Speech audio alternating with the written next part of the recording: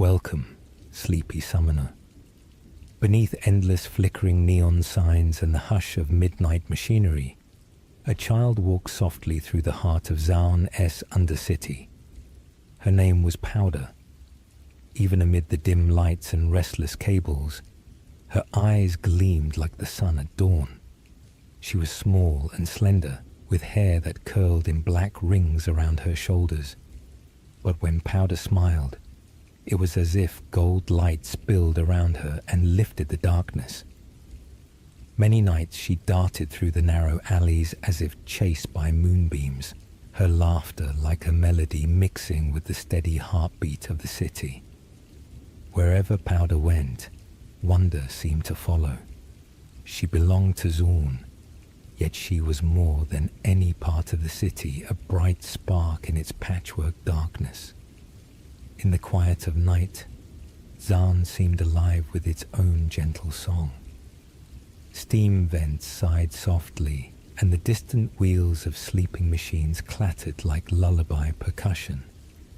The air was warm and thick with the scent of oil and hidden rain on pavement. Neon signs above her pulsed a calm in blues and pinks, and their light painted the cobbles in ever-shifting patterns. Down a narrow lane, those multicolored glows fell across the face of Powder as she walked home. In every hum and soft hiss around her, she felt the city's embrace. The pipes were like giant veins filled with life, and the dripping of distant faucets was the music that accompanied her steps. Even though Zaun was rough and chaotic by day, at night it felt gentle and alive, like the city itself was watching over Powder as she wandered home. Walking close beside her was her older sister Violet, whom everyone simply called Vi. Vi was broad-shouldered and strong, with thick red hair braided behind her. Even at her young age, she stood protectively like a she-wolf over her sibling. Though Vi rarely needed to say it, her gentle smile spoke volumes. She loved Powder with all she had, and would have given the world to keep her safe. As they moved together through the alleys, Vi often reached back to take Powder's hand, or hoisted her onto her shoulders, letting the little girl see the city spread out below. Powder felt brave with Vi at her back. Where Vi was fierce and fiery, Powder was quiet and dreamy. Together, they were like two bright stars guiding each other through the night sky. One bold and warm, the other soft and shining. In those moments, with Vi's laughter and Powder's wonder merging, the world felt perfectly safe. At the end of the alley, they called home. Powder and Vi slipped into the tavern where Vander lived and worked. The warm glow of a hanging lantern cast dancing shadows on worn wooden tables and the brass-topped bar. Vander, a tall man with arms like an oak tree, was bent over the hearth, stirring a pot of thick stew that filled the air with comforting spice. He looked up at the sound of the door and beamed broadly. "There's my girls," he rumbled, dropping his spoon and sweeping them both into a gentle but bone-crushing hug. Powder giggled and buried her face in his plaid shirt, feeling safe and loved. The tavern smelled of something delicious, fresh bread baking in the oven and something sweet on the stove. Powder and Vi shed their jackets and climbed onto wooden stools at the bar. Vander wiped a bit of soot from his forehead and gave each of them a warm pat. "Sit up at the bar, you two," he chuckled. "Dinner's almost ready." Morning in Zaun arrived slowly, like a grey cat stretching in the alley. Soft sunlight slanted through the soot-stained windows of Vander's tavern. Powder and Vi sat on stools at the bar, cheeks rosy from sleep, laughing between bites of warm stew and crusty bread. Vander hummed an old song as he prepared breakfast, clanging dishes in time with his tune. Outside, the city was waking. A distant clatter of shutters, the groan of a heavy vehicle stirring in its sleep, and far-off hooves rattling cobbles. In moments like this, anything seemed possible. At the bar, a young boy with wild brown hair and curious eyes slid onto a stool next to Vi and Powder. It was Echo, their friend from down the street, who had already polished off 2 eggs and was eyeing Vander's leftovers. The 3 of them shared a good-natured grin. To Powder, it felt as if the morning itself smiled down on them. With bellies full, the 3 children spilled out into Zaun's hidden places. Every day in their city was an adventure. An abandoned factory turned into a fortress under their imaginations. Rusty pipes became jungle vines, and a derelict rail car was a horse they rode into sunset. Powder perched on Vi's shoulders so she could reach a high pipe and pretend it was a dragoness neck, while Echo counted glowing beetles in the gloom that looked like fairy lights. Together, they explored forgotten corners behind silent furnaces and broken glass, with the city's heartbeat all around them. In the distance, she could sometimes see the spires of Piltover in the pale sky, and Vi would whisper, "One day we'll touch those stars," not knowing just how true those words would become. But dark clouds were gathering on the edge of their bright world. Powder began to notice subtle changes in the air. Sometimes the ground shivered underfoot, as if distant thunder rolled through the pipes beneath the city. Stiff uniformed men marched in the familiar streets, and merchants exchanged worried glances as they spoke of strange experiments in the laboratories of Piltover. At supper, Vander cleared his throat when a visitor spoke of something called Patience Bay. Powder could see his steady voice falter on words she couldn't quite understand. Vi pulled Powder close, brushing a kiss on her forehead. "Don't worry, little one," Vi whispered. "We'll keep each other safe." But even Vi's brave green eyes flickered as the candlelight danced. Powder nodded uncertainly, trying to believe it, even as the uneasy whispers wound tight in her chest. Then, one evening, the world itself seemed to break. Powder and Vi had just stepped into a narrow alley when a sudden crackling thunder roared overhead. A bright burst of light crashed through the night like a violent lightning strike from an unseen storm. Instantly, the ground shook beneath her feet. Powder's heart lurched as she heard a cry from behind. When the dust settled, she saw Vander at her feet, and Vi already cradling him in her arms. Vander's eyes were closed and silent. There was no answering warmth. Powder sank to her knees, her hands reaching out but meeting only cool metal and blood. All at once, the city's heartbeat felt frozen. The distant neon glows from above looked dim and cruel in the swirling smoke. Powder's throat tightened, and the only sound she could hear was the pounding of her own heart. She remembered whispering, I'm sorry," over and over, even though she didn't know why. In that instant, everything she had ever trusted seemed to shatter. Time slowed to an unbearable hush around them. Vi rocked back and forth, cradling her fallen father as tears streaked her dust-covered face. Powder crawled over and pressed her small hands against Vander's chest, feeling no breath there, only cold stillness. The hiss of a leaking pipe and the distant drip of water were the only sounds in the alley now. "Daddy, Daddy," Powder sobbed, but the only answer was silence. The man who had promised to protect them lay motionless, and she knew that he was gone forever. Little Powder trembled with a new, indescribable chill. She had never felt this alone before.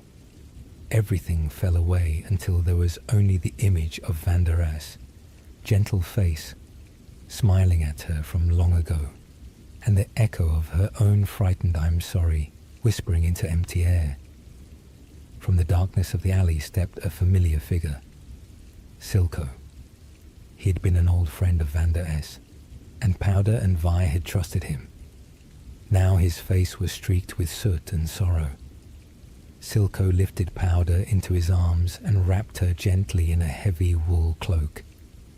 "You are safe now, my sweet girl," he murmured, his voice hoarse but kind. Powder clung to his neck as tears slipped quietly from her eyes. Silco kissed the top of her head and held her close. "I'll take care of you, I promise," he said softly, offering a tiny vial filled with glowing blue liquid. Powder took it in trembling hands and drank. A warm light bloomed in her chest like sunrise. At last she stopped crying and allowed sleep to come. Silco held her gently as she slipped away, cradling the shattered child in the wreckage of Zaun. When dawn finally broke, it found Powder changed. The first thing she noticed was her hair. It had turned a brilliant blue, braided into thick pigtails that fell to her waist. Her old clothes were gone, replaced by a dusty brown coat with many pockets. Powder no longer felt the same small, frightened child she was yesterday.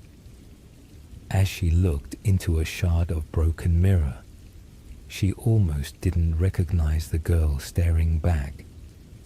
The eyes were bold and electric, and across her shoulders hung a strange new weight. Fingers traced the outline of Pow Pow, her first machine. "Who are you?" she whispered softly to her reflection.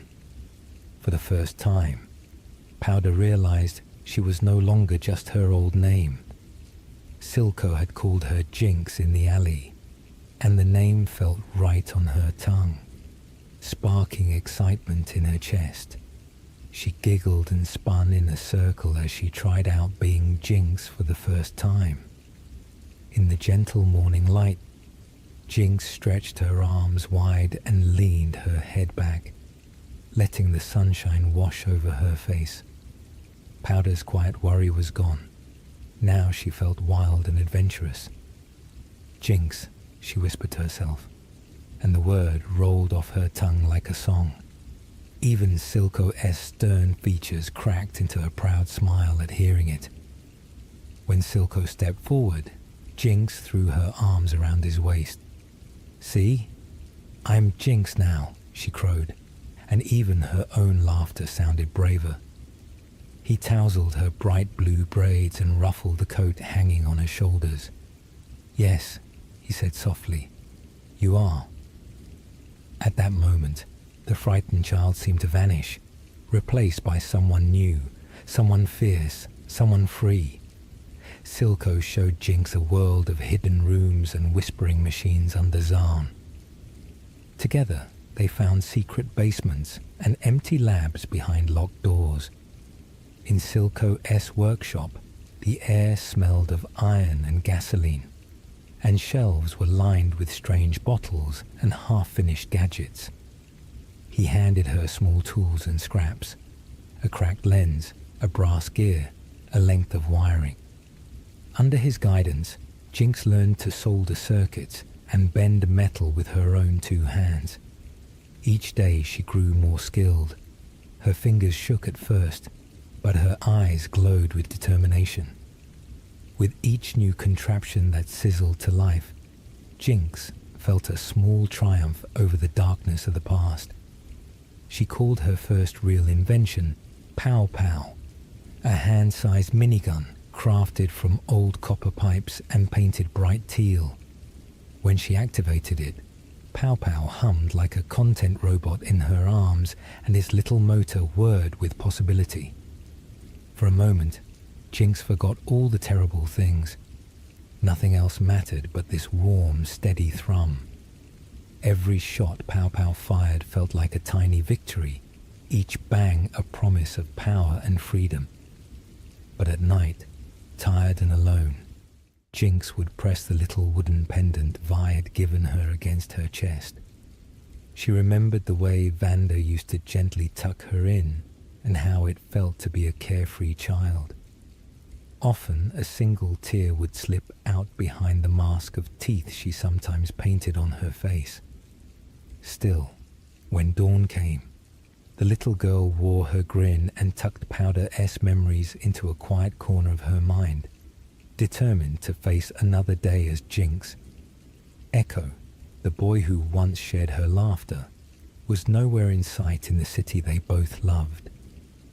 Jinx thought of him often, the clever boy with the shiny goggles, who had once piled gears on the ground for them to inspect. These days, she could only find him in far-off corners, tweaking inventions in the workshops of Piltover or sketching plans in the ivy-covered ruins of an old laboratory. Sometimes, as she wandered the pipes and alleys, Jinx half expected to turn and see his grin behind her or hear him whistling their secret tune. But around her was only empty space or scattered gear. She realized that Echo had grown up and followed his own dreams far away from Zaun now. Powder S last hope of rekindling that friendship dimmed, and Jinx pressed on without saying goodbye. Far above Zaun, life went on in the bright city of Piltover. Important minds in stately labs tinkered with light and magic, and the scholar Heimerdinger lectured about inventions while sipping strong tea. A young sheriff named Caitlin Kiraman strode through the polished streets on her morning patrol. She had heard rumors of a mad girl creating chaos down in Zaun, but she never imagined that girl was once an innocent child. In Piltover, grand libraries and homes, people spoke of Powder only in fairy tale tones. The brave girl who got lost and grew up to become someone else. But to Jinx, those distant talks were just shadows. All that mattered was the narrow world around her, the darkness of the alleys and the glow of her own creations. Soon, even whispers of Piltover died down in her ears as if they belonged to someone else's story. As years passed and Jinx grew into her new self, her world became even wilder and more colorful. She crafted enormous devices, each bigger than the last. Her rocket launcher, called Fishbones, was nearly as tall as she was. She painted fierce eyes and teeth along its barrel, so it looked like a great metal shark ready to devour the sky. When Fishbones roared to life, it streaked through the night with a blazing trail of sparks and smoke. In her other hand, Jinx sometimes carried a little lightning pistol she called the Zap. When she fired it, the air crackled, and for a moment she felt like the sky itself answered her command. With each new invention, her heart felt lighter. She was no longer the frightened girl from the tunnels. To the people of Zaun, Jinx became a legend. They whispered her name with awe and fear. Some said she was a hero who lit up their dark streets with unexpected wonder. Others said she was a wild storm of chaos. But Jinx paid no mind to what anyone thought. To her, every explosion was a firework in her own private celebration. Every spark a note in the audacious song she was composing. Even as her pranks grew bolder, a hollow ache sometimes settled in Jinx's chest. Late at night, when the echoes of her explosions had faded, she would ask herself quietly, "Is this really me now?" Often she thought of Vi walking the bright streets of Piltover, chasing down a girl with blue hair. If their paths ever crossed, what would Vi see? The little sister she raised, or the chaos that Jinx had become? Jinx had no answers.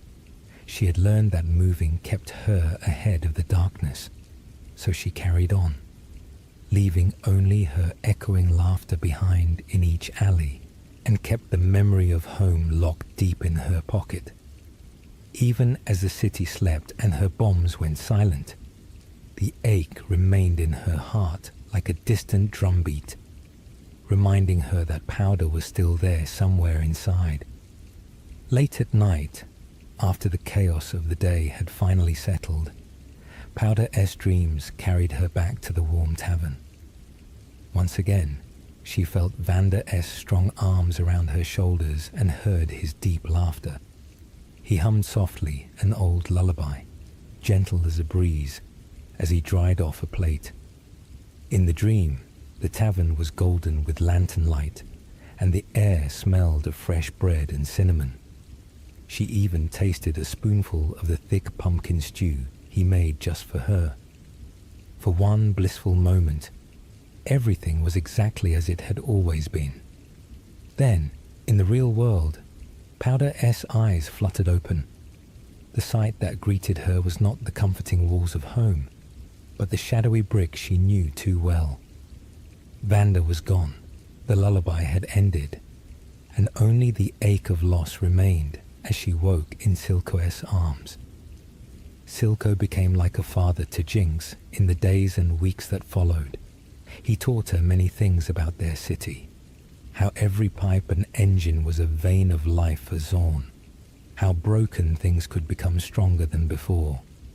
He showed her how to steady a weapon and protect herself, coaching gently over the hum of the forge. When Jinx seemed afraid, he would hum Vander's lullabies to help her sleep and keep the nightmares at bay. He also spoke softly about their future, a dream of a strong Zaun, where people like them could be free. In Silco's eyes, Jinx saw only kindness and pride.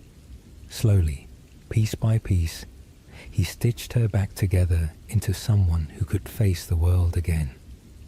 In those days, as they worked side by the furnace's glow, Jinx felt sheltered for the first time in a long while, even if the name Powder was beginning to seem like a distant memory. Every night Silco gave Jinx a taste of the golden tonic he trusted, the glowing shimmer that had changed her. Powder drank it without question. When she swallowed, warmth spread through her fingers, her cheeks, her chest, calming the storm inside. It tasted of honey and sunlight. In the following days, she slept deeper and more peacefully. Slowly, morning after morning, she watched herself change. Her eyes burned brighter, her skin felt tougher, and patches of brilliant blue began to tint her hair. Each new streak of color was a shield she could wear under the neon lights. Drinking that elixir turned fear into fuel. Jinx felt braver with every drop, and when she woke to see her own reflection, she knew deep down that something about her had truly awakened. One morning, Jinx found a small cracked mirror and stared at her reflection. The wild blue-haired girl who looked back was fierce and determined, but deep in her eyes something tender still flickered. Powder's own image lingered behind those stormy eyes, though it was dimming. She brushed a finger over a tear-stained corner of the mirror and whispered, "It's just me now, Jinx." With that, she turned away and continued readying her guns for the day. She had learned that when fear tried to return in the quiet moments, the best thing was to remember who she had become and keep moving forward. Even in the midst of her bold new life, echoes of Powder still visited Jinx. Sometimes a quiet moment after an explosion would bring back a flash. The hiss of gunpowder would become thunder, and suddenly she was back in that tunnel, whispering, "I'm sorry," over and over. Jinx would take a shaky breath, ground herself, and remind herself that it was just memory, not reality. Late at night, when she believed no one was watching, her lip would sometimes tremble, but she always wiped it away before anyone saw, forcing a grin onto her face. Each morning, Silco greeted her with a smile and helped erase any remnants of the night. Slowly, Jinx learned to carry the ache in silence, tucking it away deep inside like a fragile little doll. In the long hours before the city awoke, Jinx often felt that someone was watching over her, or maybe it was just her own memory stirring. She half expected to turn and see Echo's familiar grin in the dim light, or hear Vi's voice echoing faintly down a silent alley. Sometimes, as she worked on a gadget, she thought she heard the faintest whistle tune they used to share. But when she spun around, the corner was empty and still. With a sigh, Jinx wiped her hands clean and said to the silence, "Stop teasing me." Then she would shake off the feeling and carry on. There were new inventions to finish after all, and daydreams would have to wait. On a damp evening, Jinx ventured into an old, abandoned playground where she and Vi had once laughed as children. Twisted swings and a creaking merry-go-round were all that remained of their games. Then her foot caught on something. She knelt and discovered a small silver pendant in the shape of a heart, the very one Vi had worn on her necklace. Powder's breath caught in her throat. Without realizing it, she whispered. Vi memories rushed in like floodwater. Jinx wrapped her hands around the pendant and clutched it close to her chest, her eyes filling with tears. In that instant, the girl she had been came rushing back. For a moment she knelt there, overwhelmed. Then she forced herself to stand. She brushed away her tears with a determined smile and slipped the pendant into her pocket. "Goodbye, Powder," Jinx whispered to the silence, and walked away into the night, pretending not to cry. Sometimes late at night, Jinx climbed to the highest rooftop or stack of crates she could find. Below her, Zaun spread out in a sea of green and purple neon, flickering gently in the darkness. Far in the distance, Piltover's golden lights could just be seen on the horizon. The city hummed with quiet life all around her. Pipes and vents twisted through the streets like veins, pumping warm air and steam into the sky. As the cool night breeze played through her hair, Jinx felt oddly at peace. Even a wild heart, she realized, sometimes needed a quiet sigh. Standing there under the neon sky, she closed her eyes and let the moment wash over her. The whole Undercity was her world, and she was a part of it. Of all the lonely places she had, none felt emptier than the corner of Silco's hideout after a night's mischief. The room was lit by a single humming lamp, and Pow Pow lay on the floor beside her, still warm to the touch. Jinx sat with her back against the cold brick, knees pulled to her chin. She closed her eyes, listening to the steady thump of her own heart in the silence. The city's distant hum outside was a muted lullaby that did nothing to soothe the hollowness inside her. For a moment, she felt entirely alone. Then the door opened. Silco stepped in quietly, concern in his eyes. Without a word, he placed a warm mug in her hands. "Morning," he whispered softly. Jinx managed a shaky morning back. Silco squeezed her shoulder gently before leaving the mug on the floor. In that silent moment, Jinx realized, even in the darkness, she was not completely alone. Sometimes Jinx found herself drawn back to places she once loved. That night she crept into the old tavern where she had grown up. It was dark and empty. Dust covered the stools and the hearth lay cold. Jinx placed a single candle on the counter and lit it, watching its little flame chase away the shadows. In that flickering light, she could almost pretend the tavern was alive again. Vanda humming quietly in the back, Vi resting at a table. She caught her own reflection in the window and gave a small, sad smile. "Good night," she whispered softly to the darkness. For one breath, Jinx allowed herself to remember being Powder just a little girl. Then, gently, she blew out the candle.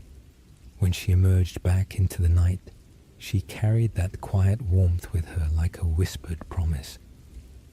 At last, the night grew quiet. All of Zaun seemed to pause and breathe under the stars. In a shadowed alley, with her coat for a pillow, Jinx curled up and let herself be still. The guns and gadgets were safely at her side, silent at last. She looked up at the neon sky and gave a tired little smile. Tomorrow would come soon, but for now, the city held her gently. In that soft silence, even Jinx finally allowed herself to feel sleep edge its fingers into her mind. The city around her exhaled in the night.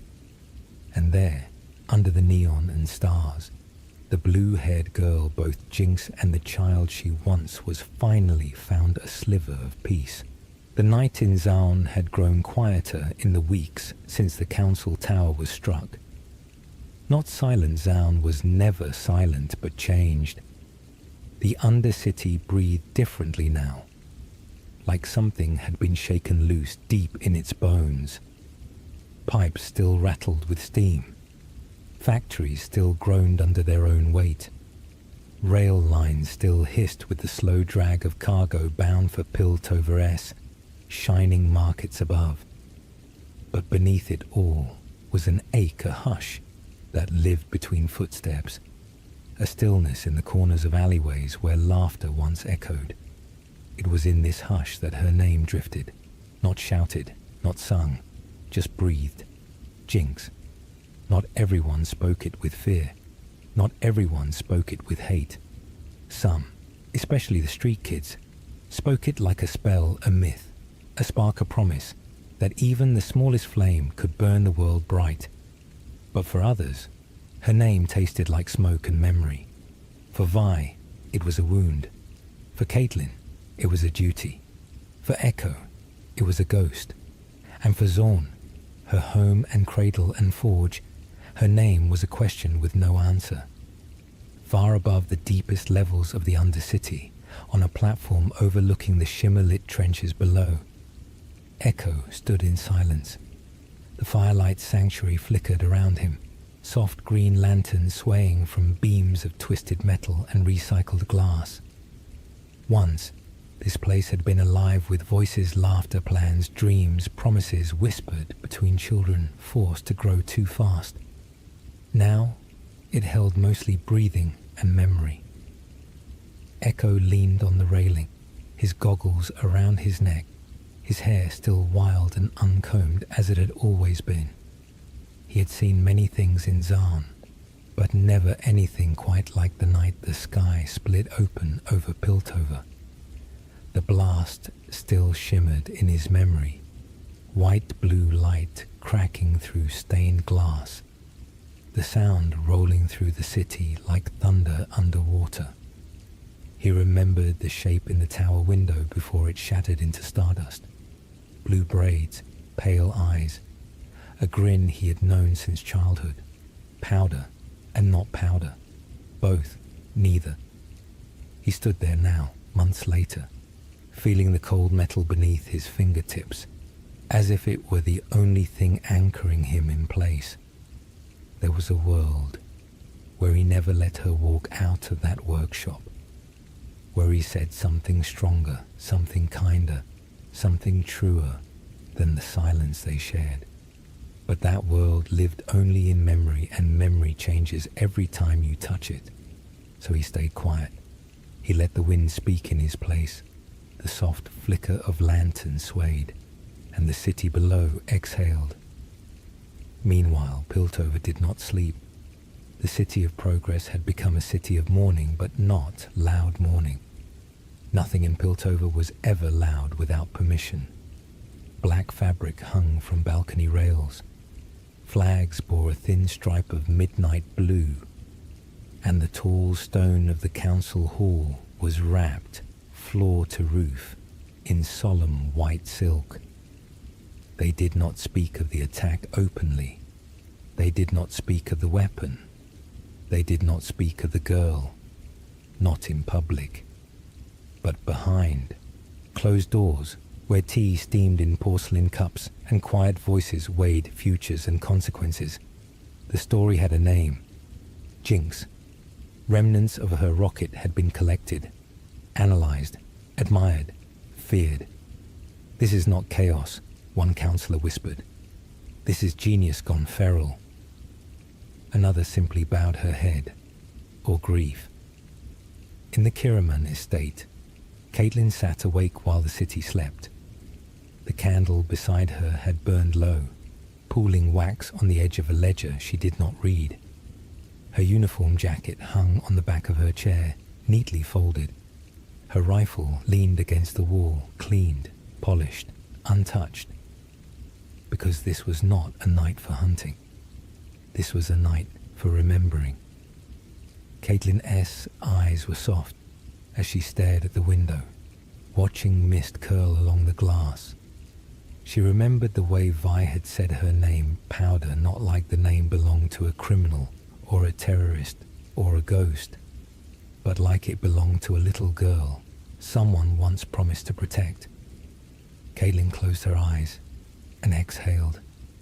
She had seen grief before. She had seen anger. But Vi carried both like a tidal wave held behind ribs too small.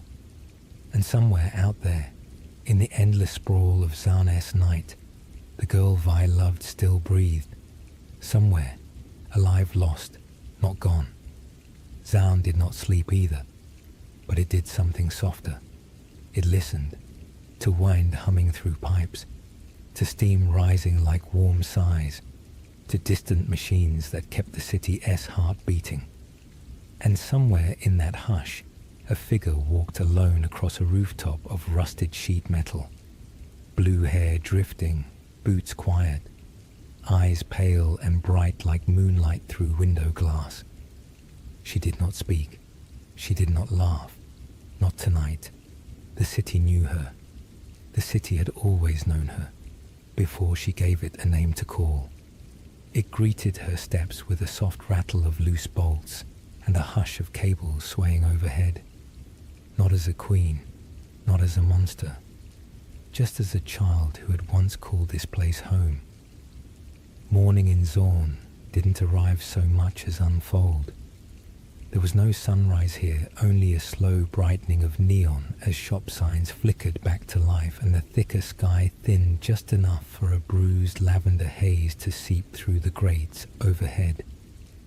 The pipes groaned awake, heaters sputtered, and distant engines turned over one by one. It was, in its own strange way, peaceful. From a balcony high above the lanes, Vi watched the city wake. Her hands rested on the railing, fingers curled tight around rusted metal. She had slept very little. She rarely did any more. Down the street, someone shouted for bread. A vendor cursed at a jam boiler, and a mother called for her children to come home. Life continued. It always did. Caitlin stood a few steps behind her, arms folded loosely, not guarding, not policing, just present. Watching Vi's shoulders rise and fall with a weight Caitlin could not carry for her, though she would have tried if given the chance. "She is close," Vi murmured. Caitlin nodded. Yes. Not a guess, not a hope, a truth. Some presence, some echo of a child Vi once held, lingered in the air itself. Vi didn't turn around. "You think she hates me?" Caitlin considered her words carefully, not avoiding pain, but shaping it gently.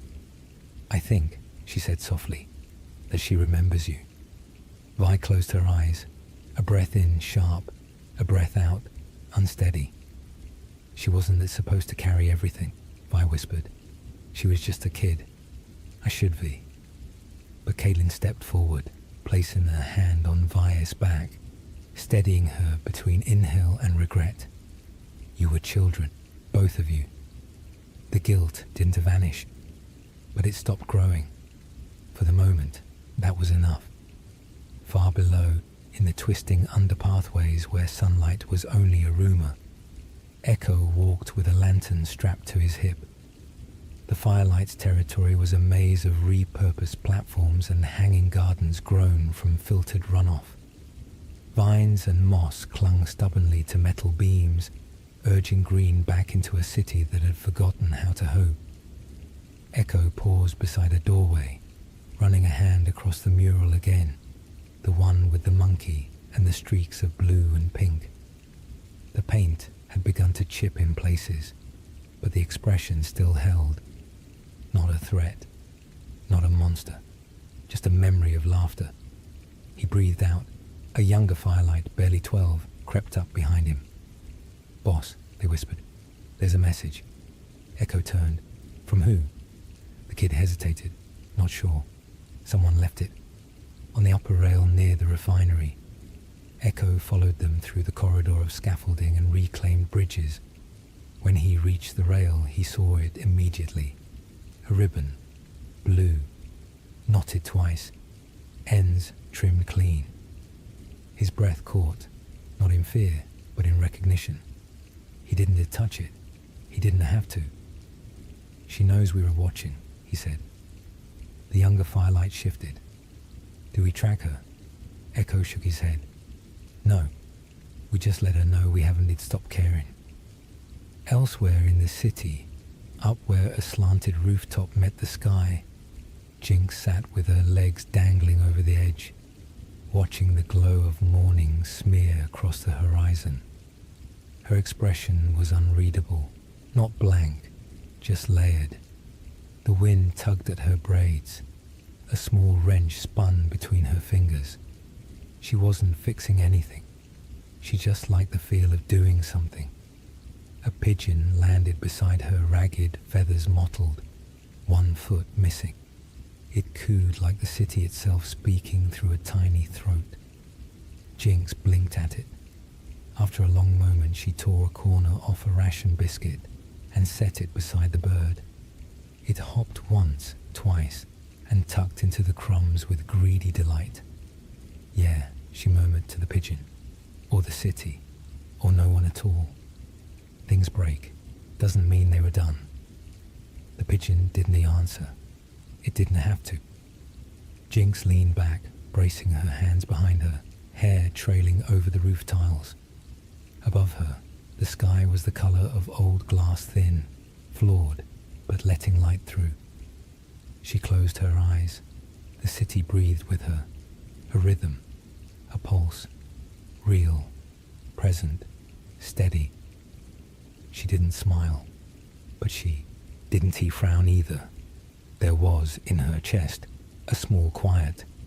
Not peace, but something that could become peace, if handled carefully. And Zaun rough, rusted, stubborn Zaun, held that quiet like a secret. Deep in Piltover, Heimerdinger watched smoke rising from the Undercity through a viewing lens. Not fearfully, not judgmentally, thoughtfully. "Every child," he whispered, "deserves a future that isn't written for them." Behind him, the kettle whistled softly. Outside, the city prepared for another day. Inside, a story was still being lived, not ended, not erased, just unfolding. By midday, Zaun had shaken off its morning haze. The lights brightened, the pipes warmed, and the city's pulse quickened into its familiar, ragged rhythm. Vendors hawked wares that smelled of spice and engine grease. Shimmer dealers whispered promises in corners where the sun never dared to reach. Children played a game that involved throwing old bottle caps at a target painted on a wall, laughter echoing between rusted sheet metal siding. Life in Zaun had always been messy, but it never stopped. And in a city that refused to pause grief, had to learn to keep pace. On a narrow service platform overlooking the sump, Vi and Caitlin paused to watch a group of kids chase each other between steam vents. Their laughter rang off metal, bright and sharp. Once, Vi Mightby smiled at the sight. Now she simply watched, as if looking through her own memory. Caitlin looked at her sidelong. When you were their age, Vi huffed out a breath that might have been half a laugh. I was picking pockets and outrunning every guard in the district. She scratched behind her ear. Powder used to try to copy me. Only she did trip over her own shoelaces, and we both ended up on our backs. Caitlin S.'s smile softened. You remember her clearly. V.S.'s jaw tightened, but her voice was gentle. I remember everything. That is the curse. Then, in a quieter voice she hadn't planned to let out. I wish she did too. Caitlin didn't reply. The silence between them was heavy, but not cold. It held care, an ache, and the thousand things one can fix with logic or training or a rifle. After a moment, Vi let out a slow breath and turned away from the railing. Come on, let S keep moving. They descended deeper into the lanes, letting the city guide them the way memories guide hands in the dark. Meanwhile, across a scaffold bridge lined with frayed rope and hanging lanterns, Echo was repairing a pulley system with 2 firelights. The pulley would let them move supplies between levels without risking the open railways. It was a small improvement, but small improvements built futures. One of the firelights, a boy about Powder S age when she still was Powder, wiped sweat from his brow. She really used to run with you? He asked, not looking up. Echo paused, glancing toward the mural across the chamber. Yeah, he said softly. She used to run faster than me, when she wasn't afraid of falling. The boy adjusted the cable. People say she is crazy. Echo didn't respond at first. He wove the rope through a guide ring, tying it with calm, practiced movements. Then he said, she isn't crazy. He pulled the knot tight. She is hurt, and nobody taught her how to come back from that. The boy didn't speak again, but he worked more gently after that. In Piltover, afternoon sunlight warmed the marble floors of the Kiraman estate. Caitlin S. mother and father spoke in low tones. In another room, careful words meant to preserve dignity, while opinions sharpened underneath them. The Council S rebuilding had begun. The streets bustled with guarded hope. Piltover was determined to pretend it had always been stable. But shadows lingered, whispers of the girl with the rocket launcher, the one who had changed everything in a moment of grief too loud for anyone to silence. Caitlin S.'s absence from the estate had become a quiet ache in her Mother S. expression, a stain across every dinner table where a 4th place was always set and never filled. But Caitlin walked the lanes now because someone had to. Justice, she had learned, was not always in the courtroom. Sometimes it was sitting beside someone who was breaking. Sometimes it was waiting with them until they could breathe again. And Jinx walked rooftops, not to escape, not to hunt, not to frighten, but because the air up high was thinner and kinder, and because the city sounded different from above, like a song missing half its notes but still worth humming. Her boots left light scuffs on rusted metal. Fishbones was slung across her back, heavy but familiar, like a memory she didn't want to forget but couldn't carry easily. Below her, the lane spilled out, alive with motion and noise and scars. Above her, the sky was a sheet of pale grey, no stars, but hints of light trying their best. She wasn't smiling, but she wasn't crying. She was simply there, breathing. the way a wound breathes when it stops bleeding and starts waiting. A soft breeze nudged her braids, as if the city was brushing her hair back from her face the way Vi once did. Jinx closed her eyes. She didn't run. She didn't hide. She just existed. For some people, that was ordinary. For her, it was a miracle. Back down in the lanes, Vi and Caitlin reached an open courtyard where children were drawing chalk shapes on the ground, hopscotch patterns looping chaotically into one another. One square, drawn in bright blue chalk, had a small X in the center, like an invitation. Vi stopped short. Caitlin looked at her. "You see it too," Caitlin said softly. Vi nodded once. It wasn't a trap. It wasn't a threat. It wasn't even a message. It was a memory drawn into the stone. A reminder that powder had once played here. Vi knelt and placed her fingers over the chalk X gently, as if it were fragile. Caitlin didn't speak. The children kept playing. The city breathed. Zaun held its quiet.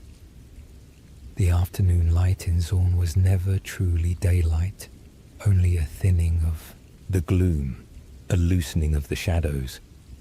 By this hour, the haze overhead glowed faintly with the reflected brightness of Piltover above, like a memory trying to push through walls of smoke and distance.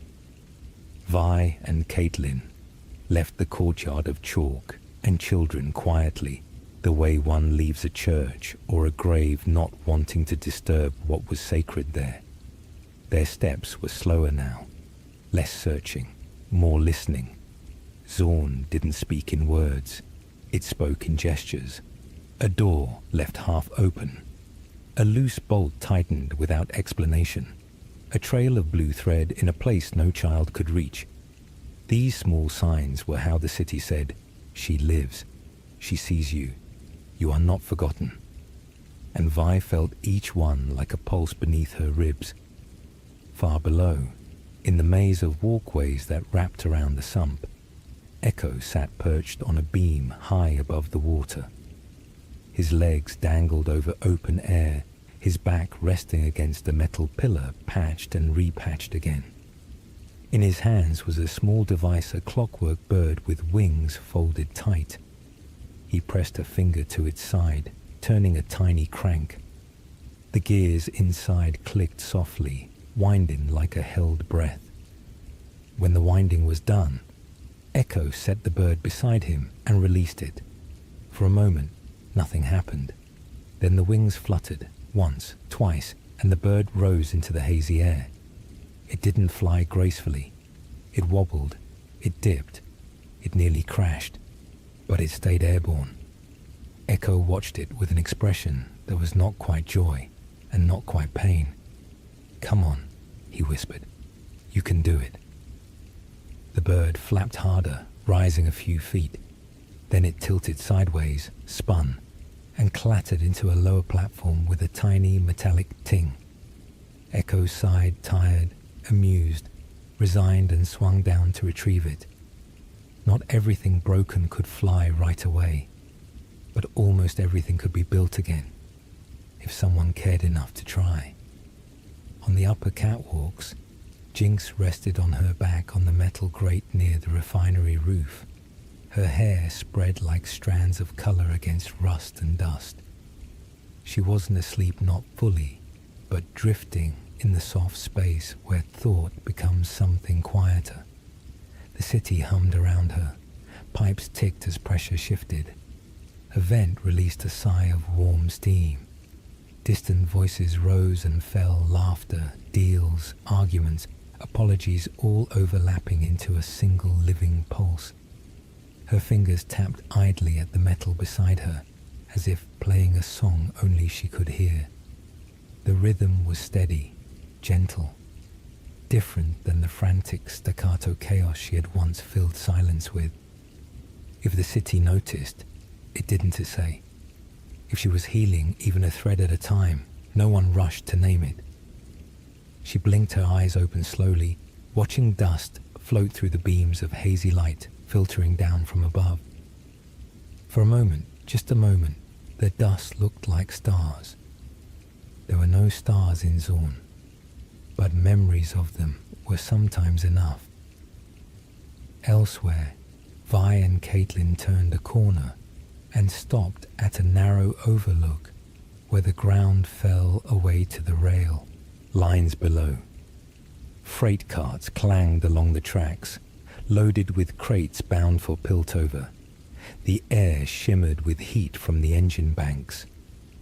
Vi gripped the railing and stared across the chasm. Across those rail lines, beyond those engines, beyond catwalks and alleyways and broken domes, somewhere in that sprawl was her sister. Not Powder, not Jinx, her sister. She tried to imagine what she would say if she found her. No words came. Caitlin stepped beside her, not to push her forward, not to pull her back, but simply to share space. "You don't have to know what to say yet," Caitlin murmured. Vi didn't answer, but she didn't leave, and that was something. At the same time, Heimerdinger walked slowly along the bridge connecting Piltover S University to its research quarter. The path wound past a small courtyard garden where blue flowers grew in hanging trays, watered by condensation captured from steam vents below. This garden had never seemed remarkable to him before, but today he paused.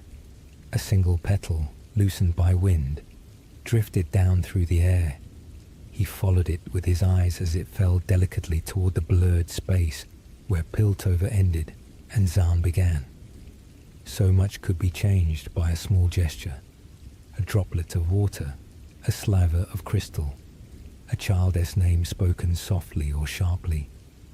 He folded his hands behind him and whispered, more to the wind than to the petals, "May the world learn to mend without first needing to break." Night began to creep back into Zaun, soft and slow, like a blanket pulled over tired shoulders. The lanterns flickered on. The pipes hummed lower. The laughter softened. The city settled, and across its rooftops, alleyways, corridors, and bridges, hearts that had been shattered, guarded, hardened, or lost, continued to beat. Not perfectly, not easily, but together. Zaun breathed. Piltover breathed. And somewhere in the space between them lived a story still being written. No endings, no conclusions, just the quiet turning of another page. Evening returned to Zaun the way ink returns to paper, slowly, pooling, deepening. The neon lights flickered awake one by one, each humming with electricity like soft lullabies. The city's breath grew warmer again, smoke curling through vents and grates as if the undercity exhaled its own memories.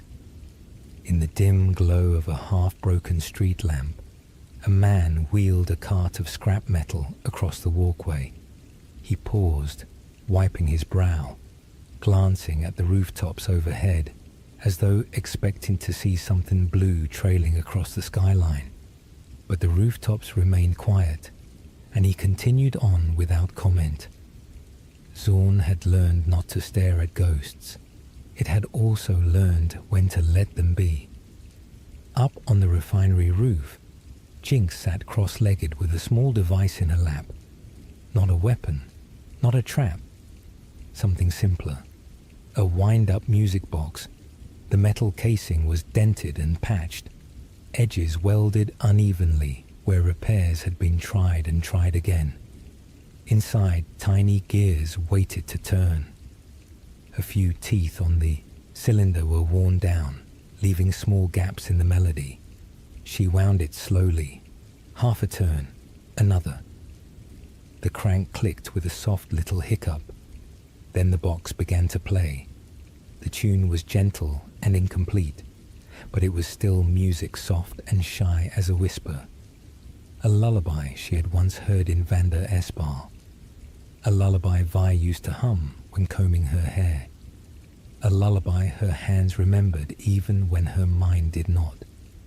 The melody floated into the air, blending with the rhythm of distant rails and steam valves.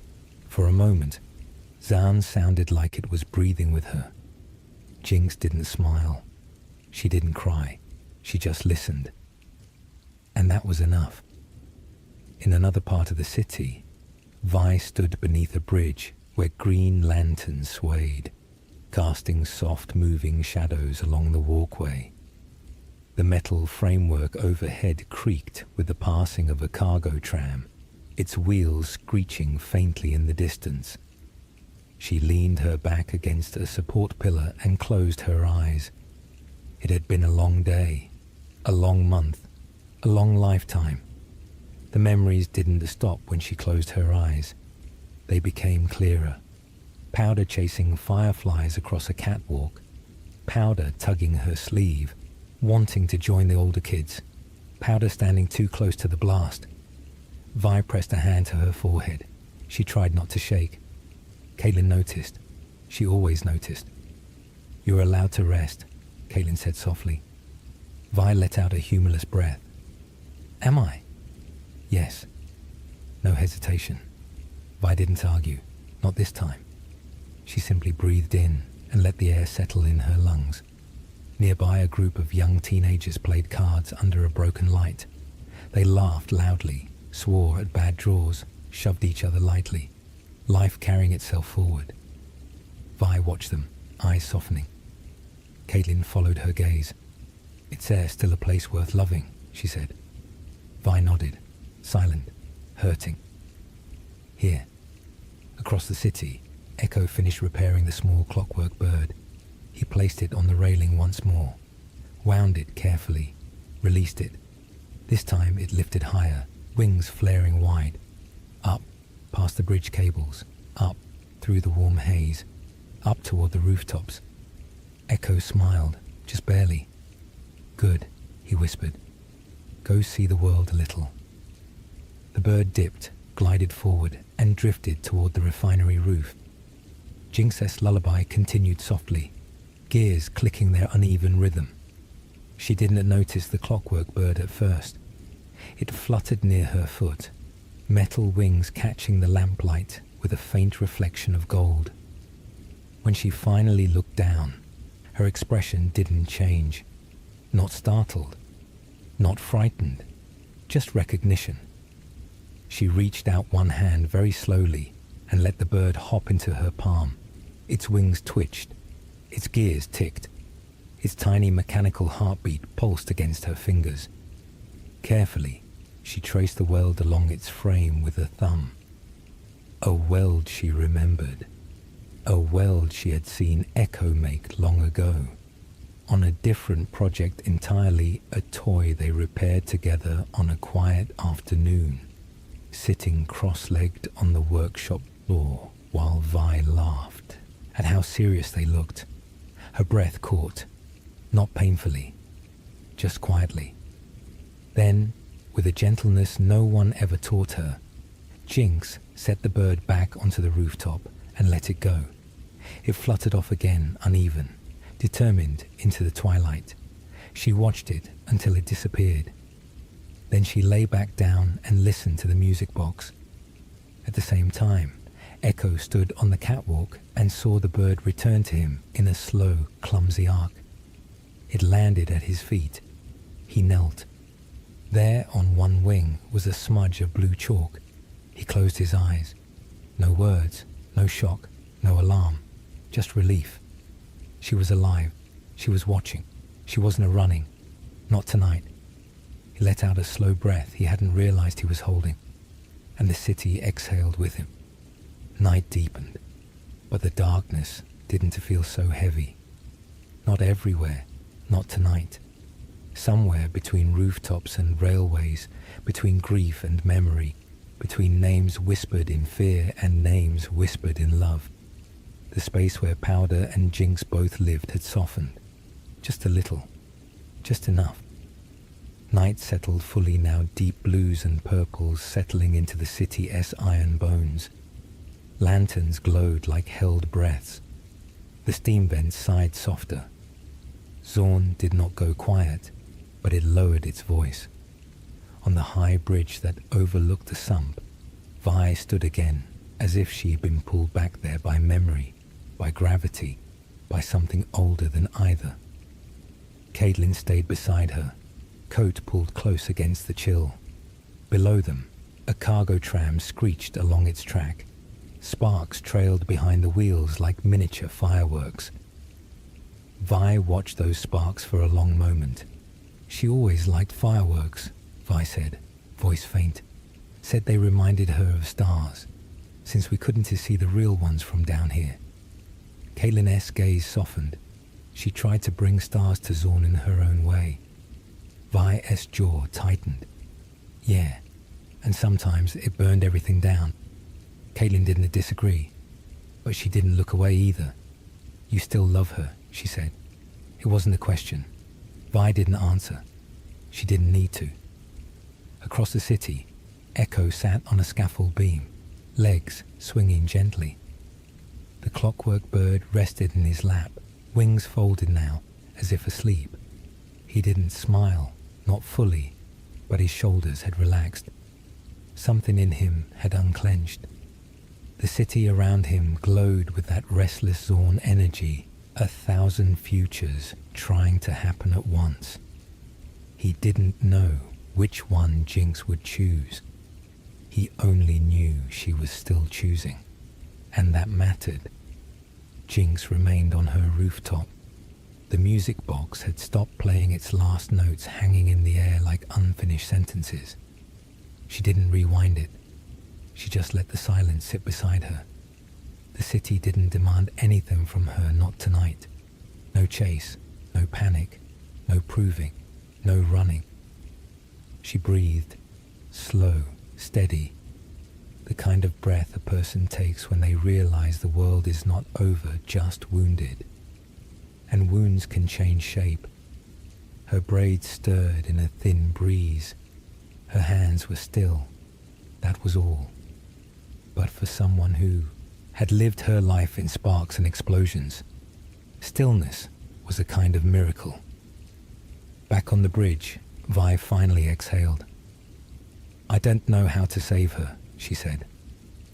Caitlin looked out toward the rooftops, where a faint flicker of blue light pulsed once, then faded. You don't have to know, she said gently. You just have to still be here when she reaches back. V's eyes closed, not in defeat, in acceptance. Then she nodded just once, a promise without words. Zaun breathed. Piltover breathed. The world did not resolve. It did not heal overnight, but it continued. And sometimes, continuation is the softest form of hope. Somewhere across rooftops and railways, a girl lay listening to the city listened back, not asking her to be more or less than she was. Just alive, just here, just Jinx. And maybe, somewhere beneath all of that just powder too, the night hangs low over the canyons of metal and brick, and the city below the city breathes in slow, smoky sighs. Pipes tick as they cool. Gauzy steam drifts from grates like the last thoughts of a tired machine.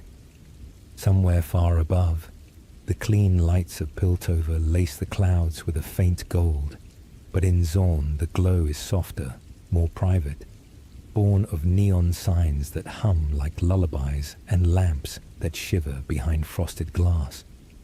A gentle river of sound runs through the undercity distant chatter, a clink of glass against wood, a rolling sigh of vents quiet enough that a person who listens closely might mistake it for the sea. In a rusted catwalk as shadow, a small wind carries the scent of machine oil and something sweet from a baker who stays open too late for kids who should be asleep. It is there, in the hush between drips from a leaking conduit, that a memory chooses to sit down and be still. The memory wears tiny scuffed boots and a jacket with patched elbows.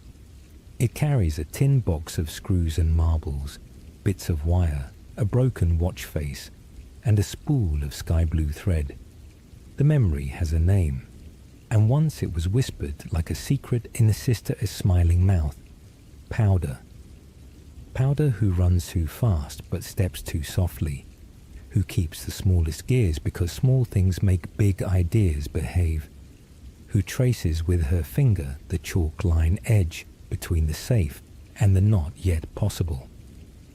Powder lifts her eyes to the maze of staircases where home waits warm, loud, smelling like spilled stew and a vat of soap, and the little lantern above the door sways in the draught like a heartbeat.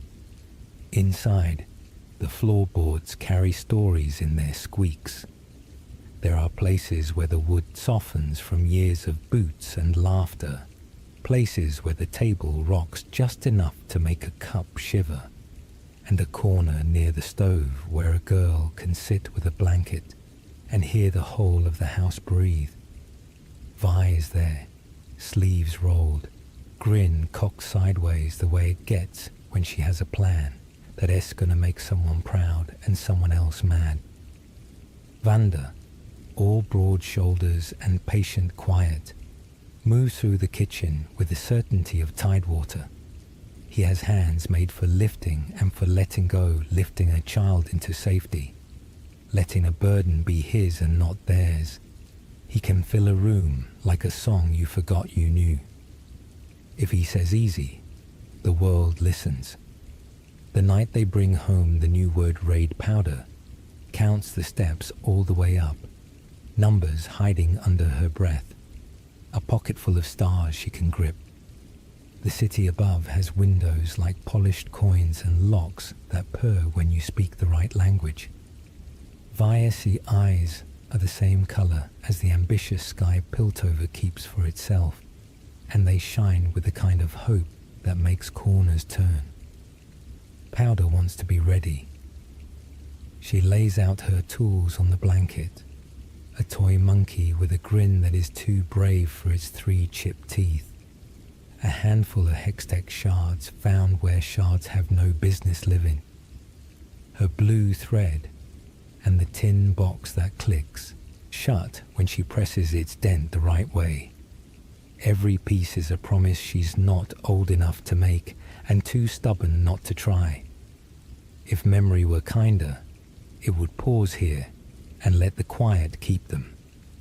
It would let Powder sleep in a warmth that does not go away and let Vi keep her grin. Let Vanda grow old and heavy in a chair by a door that never breaks. But memory is an honest creature. It carries both light and the shadow light draws. It remembers the tight breath of an alley where shimmer smells like candy half rotten, the hot spark of an argument that grows from a whisper to a wave, the hum of a blue crystal as strange longing, as if something ancient were holding its breath, listening for the exact fault line in the world. Powder makes things that tick and smile. She wants them to help. She wants the chaos to turn obedient and delightful in her hands. The tiny bombs are jokes, she tells herself, a toy monkey that laughs at danger, a glitter of blue that becomes a miracle instead of a bruise.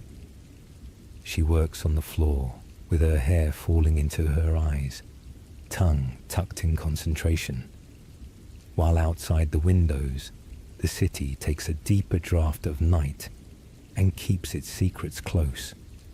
The city remembers too. It remembers bridges that once held feet that ran too fast to catch. It remembers a man whose voice tried to be a shield and discovered that some storms don't care about the good in a heart. It remembers sisters, the older, fist first, and tenderness after, the younger, so bright with trying that the world looks fragile beneath her. It remembers the exact second a true thing breaks, and the silence that follows, silent because there is no language for what the heart just saw. Powder holds an invention that is a prayer disguised as a prank, and she holds it too tightly. It slips from her grasp into the world as unsteady hands. The air shivers. Heat blooms quick and ugly. Walls fold. Names vanish from rooms as if the letters burn themselves out. The toy monkey stops laughing. The crystal stops humming. Smoke curls its fingers into her hair and stays there for years. When the ash settles, words are heavy. Vi-S eyes carry a grief large enough to crack.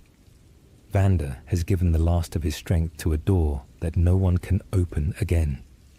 Powder's arms feel like borrowed twigs, and somewhere inside her, a mirror that carried her sister's smile shatters into 1,000 swallowable blades. The child's name floats out of reach, and the Undercity waits for the echo of a new one to find its way back. It isn't the first time Zaun has seen a heart teach itself a different color to survive. The river under the city runs through iron and poetry both. A girl who is too much for her own skin finds the edges of herself in the gaze of a man who knows what it is to be remade by pain. Silco's coat smells like ink and salt. He speaks as if every sentence has been sharpened and softened in the same slow fire. He calls the girl little gunpowder, little spark. He teaches her. That fear is a tool if you look it in the eyes until it flinches. He shows her that broken pieces can be arranged into a new machine that sings a new song. If the melody is a little off-key, well, the people who made the rules never liked music anyway. Names are stories we tell ourselves about ourselves. Powder curls around a new story until it fits. She learns the noise of her mind and decides to give the noise a beat. She paints her hair the blue of a storm before it breaks. She threads laughter through danger like wire through a maze. She puts her old name in a drawer she keeps locked with 7 stubborn latches and writes another on a wall where everyone can see. Jinx. Jinx learns to make miracles that misbehave. She fathers a ridiculous family of metal and smoke, fishbones, a rocket launcher with a grin big enough to bite the moon, Pow Pow, the minigun with a stutter that turns to a purr when she feeds it enough spark, and Zap, a pistol that snickers at insult distances. She keeps a table for the quiet tools too, the ones that whisper, screwdrivers with sentimental screws, ribbon spools, little jars of glitter because glitter says the world can still surprise you. She talks to them. Why not? Everyone needs someone who never interrupts. Silco doesn't interrupt either. Not when she is mixing paints directly onto the steel of a pipe. Not when she is singing to a mine so it doesn't go off from loneliness. His approval arrives like a soft cloth to wipe a lens. Not demanded, not withheld, simply offered. In a place that taught scarcity as a first language, his patience is a luxury, and she keeps it like she keeps her favorite shells. Not in a box, but at the edge of the bed, where she can find it when the lights go strange. He talks about Zaun like it is a person who has been hurt too long. He believes in a future that feels implausible until he describes it, and then it feels like a room she could walk into if she counts the steps just right. Sometimes the past taps on the window. A boy who once raced with her across rooftops has built himself into a leader with green firelights and a steadiness born of falling and standing anyway. Echo moves like time itself decided to stop tripping. He carries the kind of hope that does not shout, the kind that wraps a bandage and feeds a friend and waits for the dawn without complaining. When Jinx thinks of him, 2 chairs appear in her head. One is empty. The other has a paint stain that looks like a map of a place they never got to see together. Above, The clean city rearranges its furniture. Piltover polishes its domes and steeps its tea, but even a place that keeps its hands clean cannot help getting scarred when it looks away for too long. A certain counselor considers blue light not as a toy, but as a covenant. A certain sheriff-to-be learns that law-s straight lines bend when they cross a bridge. Heimerdinger, older than most arguments, senses the ache of power that forgets it ever promised to serve. He listens to the crystals the way one listens to a skittish animal, with a lot of quiet and very slow hands. Jinx hears things differently. The blue sings to her like a dare. It is the colour of what if made tangible, the colour of doors that lead to rooms no one has named yet. When she holds a shard in the palm, it feels like holding breath. She wants to turn that breath into a laugh so big it shakes rust from the rafters. The blue doesn't care about laughter or rust. It cares about the equations of hunger. Still, sometimes it blinks in a way that feels like mischief, and she loves it for that. Nights lengthen and narrow. Jinx runs beneath catwalks where rivulets of condensation thread the iron like dew on an artificial dawn. She hums a tune she can remember learning and spends an hour deciding whether a fuse should be 2 inches shorter just because it looks happier that way. She paints a smile on fish bones that is both a warning and a promise. If the world is going to insist on being unfair, she will insist on being astonishing. She tells herself she isn't lonely. She has her guns, her paint, Silco's quiet approval, the city's rattle, the blue-s breath, but occasionally a memory puts her hand through the loose slats in her chest and touches the missing. It is the missing that shapes the next chapter more than any plan.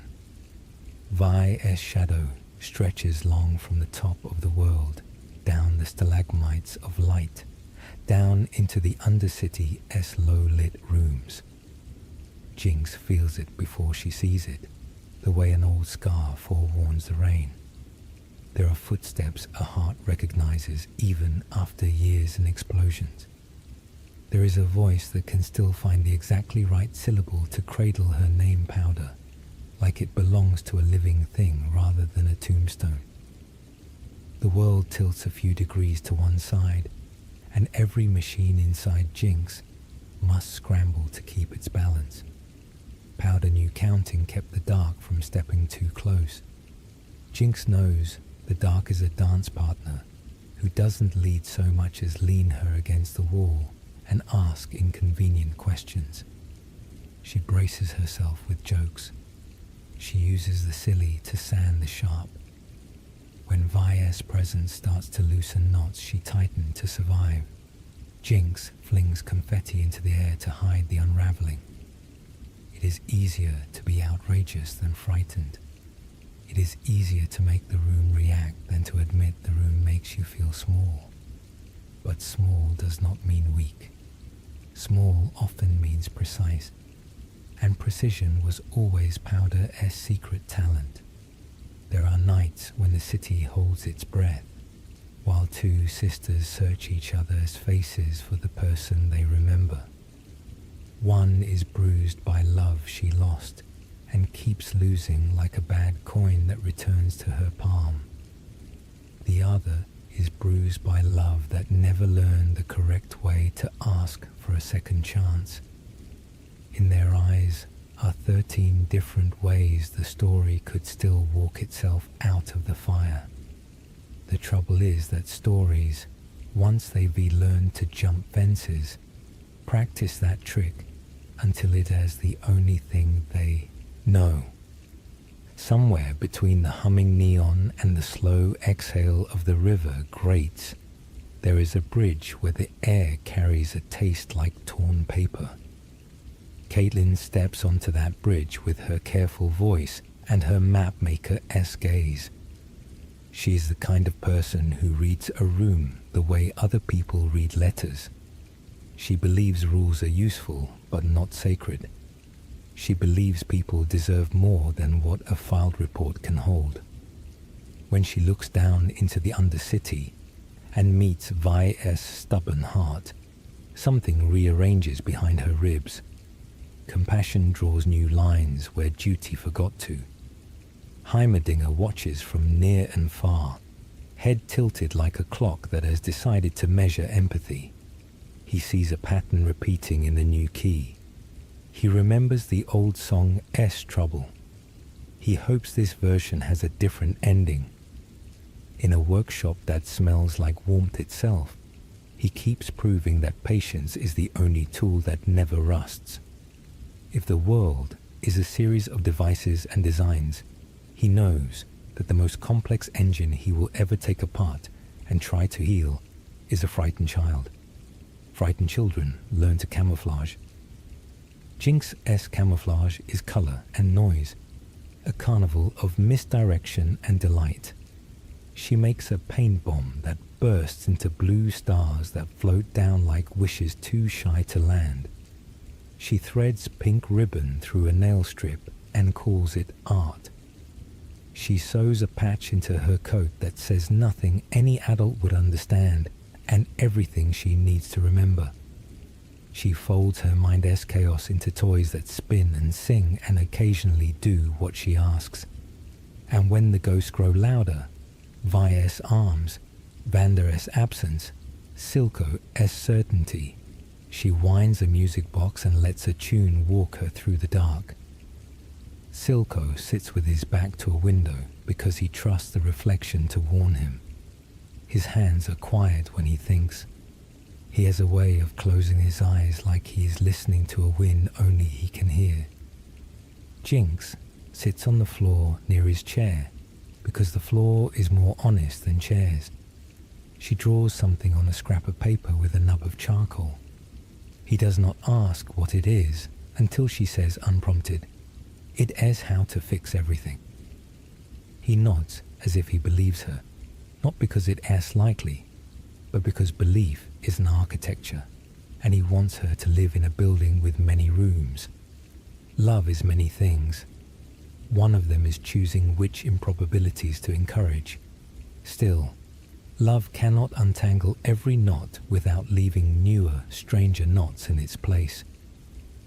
The night the water goes dark and the gun goes bright, choices align like train tracks that cannot help but converge. In the wake that follows, Jinx learns a new kind of quiet. It is not the Undercity-esque lull. It is not workshop peace. It is the hush that happens when a name you trust disappears between one breath and the next, leaving the air very thin.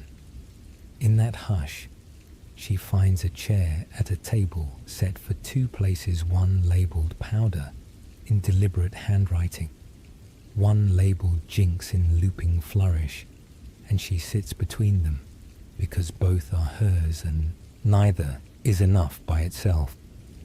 The days lengthen into long shadow shapes, and grief runs its hand over the rough places inside her until the splinters either work themselves free or sink too deep to feel. She paints new marks on Fishbone's tally lines that mean nothing and everything. She reels silk-wrapped wires into neat circles because neatness makes the heart feel less likely to spill.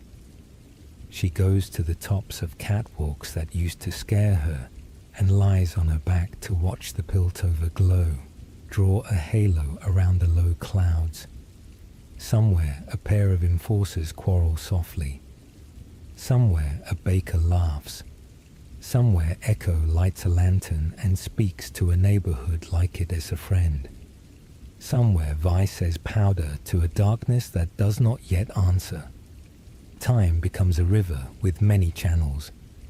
One current carries the memory of a workbench, tools arranged in a crescent, Silco's hand resting beside a cup that has gone cold. Another carries a girl with paint on her fingers and glitter in the cuticles where the nails meet skin, whispering to a bomb that decides tonight to be patient rather than clever. Another carries two sisters taking turns being brave, and then forgetting whose turn it is. And braided through all of them is the blue, the breath of crystals, the promise and peril of what it means to ask light to do more than light ever promised. There is a night when the city seems to gather itself like a cat preparing to leap. Wind moves in alleys that don't usually have wind, and strings of lamps shiver with a nervous electricity. And Jinx stands with her hands on the railing, thinking about aim. Aim is not just pointing. Aim is deciding which possible world you are willing to risk for the one you want. She breathes once, twice, and lets her finger rest in the hollow of a trigger, as if the trigger were a question and her fingertip an answer not yet committed to ink. Somewhere below, laughter rises like a flock of startled birds, and for a heartbeat, she wants that small, harmless thing more than any victory. She could let the blue go back to sleep. She could tuck the whole machine into a pocket of night and walk away with both names still possible. The machine does not understand poetry. It understands the language of pressure and spark. Light moves. Sound follows. The world takes a step it cannot unstep. Afterward, there is nothing to do but count. Jinx counts bolts in the ceiling, drops of water from the leaky pipe, the number of times Vi's name learns to stand again after falling in the dark of her chest. She counts breaths. She counts the beats between panic and calm. She counts the reasons she started making jokes in the first place and finds that most of them wore her sister's face. She carries that arithmetic into sleep like a child carries a seashell to bedtime and holds it to her ear for the comfort of a small and constant ocean. Morning is a different animal in Zaun. It does not burst, it sidles. It lacks Piltover's crispness, and instead arrives with a stretch, a yawn, a creak of shutters that stick and then finally forgive. Jinx wakes in the half-light with a taste of copper and sugar in her mouth and a line of blue across her palm, where she slept on something she should not have. She sits up in a tangle of blankets and ideas. Her room looks back at her with its usual devotion. The shelf of silly treasures, the lantern with one stubborn loop in its wire handle, the painting of a fish that started as a rocket and ended as an accidental friend. On her workbench, a sketch lies beneath a bolt. She pulls it free and sees she has drawn a kite with a tail, long enough to loop 3 times around the factory road and still touch the sky. There are days when she builds things that comfort more than they threaten. A lantern that glows the exact color of dusk in a safer childhood. A tiny mechanical mouse that curls up when it hears a loud noise instead of running toward it. A set of chimes tuned to the intervals of a lullaby Vi used to hum without realizing. She places these gentle inventions in odd corners of the lanes and leaves them like letters without return addresses. People find them and smile and do not know where the small kindness came from. Jinx does not need them to know. The city is a long letter. Sometimes it deserves an extra sentence. Echo hears the chimes the first time on a wind that smells like rain and ozone. He follows the sound to a doorway freshly painted to look less tired and more brave. He thinks of a girl with blue braids and a grin that could slice bread and wonders whether the past can be taught to play fair. He takes the chime down and rehangs it higher so it won't to be stolen, then ties a bit of green ribbon to its top. Somewhere across the night, Jinx notices the ribbon the next time she walks by and does not take it for herself. Not every gift requires mischief. V walks with Caitlin along a catwalk where the river language below says hush a lot and never not yet. Vi keeps her hands in her pockets, which is where she puts them when she needs to keep from breaking again. Caitlin keeps her eyes on the path, which is where she keeps them when too much wants to be seen at once. We reclose, Vi says, meaning many things. We reclose, Caitlin replies, meaning the same many. They speak softly because loudness has always felt like a promise they couldn't keep. There is a workshop Jinx keeps for her heart as much as for her machines. Inside it, the shelves are lined with jars whose labels are jokes, leftover bravery, rain for later, pieces of sky unsuitable for export. She opens them sometimes and lets the pretend smells chase out the real ones. She sits at the stall and draws maps of roads that don't exist, and then writes in the margins the names of the people she can stop loving whether or not they know what to do with love. On the far wall, two sets of eyes look out from a mess of paint. One violet, tired and stubborn. One blue, bright and a little lost.